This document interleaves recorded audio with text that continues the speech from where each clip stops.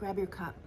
I want to talk about the one negative aspect of emotions, or emotions that you might think are negative themselves, like anger, shame, guilt, sadness, the emotions that we try to avoid, a lot of people try to avoid. I want to talk about what makes them negative, because it's really only one thing. The thing that makes emotions negative is when we keep them held inside. That's when they become dangerous. That's when they become toxic. But you may have learned from different messaging from your family household that certain emotions are bad, or that it's not okay to have anger, anything like that. This is a kind of a silly, simple example, but I think it gets the point across. So imagine you go out to dinner and you order dessert. And by the time dessert comes, you realize you're too full and you can't eat dessert. So you ask for it in a takeout container, and you put that in your bag. And your bag is a really special one that you don't use every day. So when you get home, you forget that you put that dessert in the bag, and you actually just put your bag back in the closet with the dessert inside of it. Maybe any leftovers from your dinner. And what happens? Over time, the food that's in that bag is gonna go bad. And it'll start out, bad inside its takeout container. But then eventually it's going to start to leak through. And when it leaks through, now it's going to start to affect the whole inside of your bag. And it will possibly even ruin the inside of your bag. And it's not until it really starts to smell, when you go past your closet and you're like, what's that smell? And then you go looking and you see this old food that's been left in your bag, maybe for a really long time. When we don't feel emotions, but they stay stuck in us, and we haven't had the experience of processing them out, we don't understand how to process them out, and they get stuck in there, it's the same thing.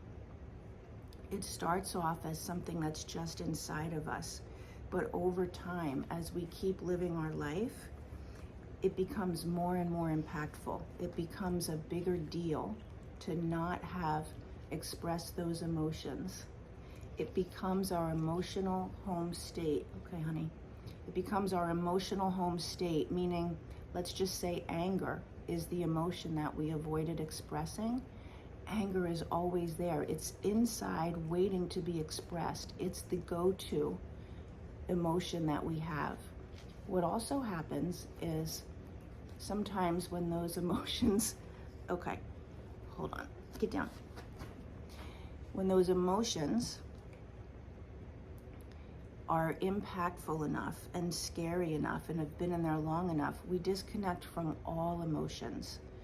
And the reason why that's important is when you're looking to heal your past, when you really want to complete patterns in your life that you know are related to past experiences, you have to get in touch with your emotions. And just really quickly, without going into it, the way that we are wired, the way that we develop in our brain, create our identity and how we see ourselves, the more impactful an experience was from an emotional standpoint. So something happens and it had big emotions attached to it, the more that's going to be part of the way we write our identity and the way that we see ourselves.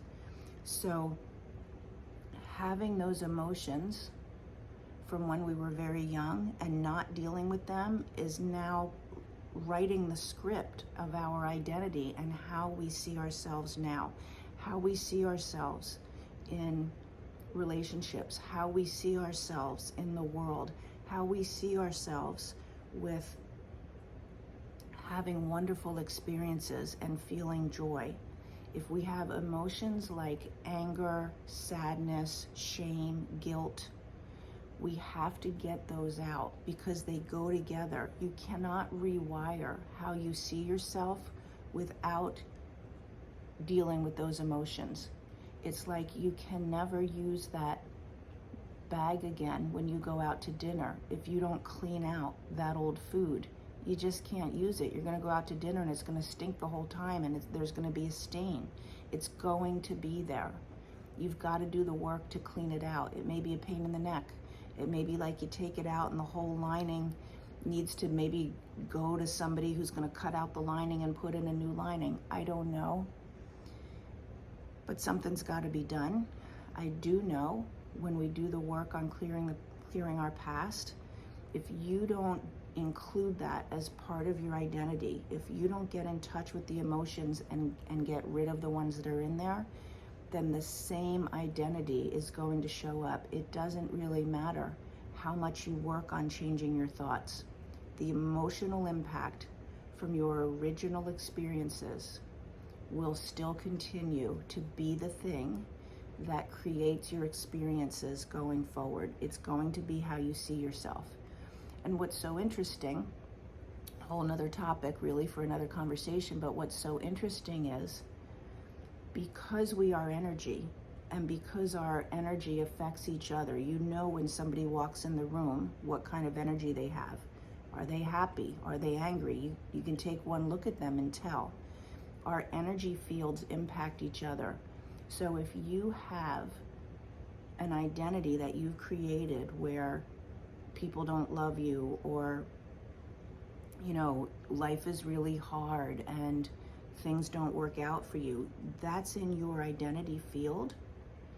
And if those emotions that go with that, people will pick up on that. And that's why we get so vulnerable to having the same kinds of people and the same kinds of situations in our life, because that's in our energy field, and other people who are looking for someone to be in a relationship with that they can dominate or control, or someone who is really in connection with a very low level identity, like I'm a loser or I'm not lovable. They're going to keep finding you until you clear out that emotion, change the energy field that you walk around with by the identity that you've created. I'm going to talk more about that on another time. But if all of that seems like a little bit more than you understand, I'm sure you can understand rotting food in your pocketbook. And that is the negative aspect, the only negative aspect of holding emotions from our past. No emotion is negative in and of itself. We're made and designed to have emotions. That's why we have them. But if they're stuck, it's going to be a big problem, and it's got to be part of the work that you do. If you don't know how to do that, if you want to know like what's all the work that I need to do, because that's just one piece, put talk in the comments and let's just have a conversation with myself or my team about what needs to happen for you to actually complete your past so that you can change the future that you're living into. Okay? Have a good day.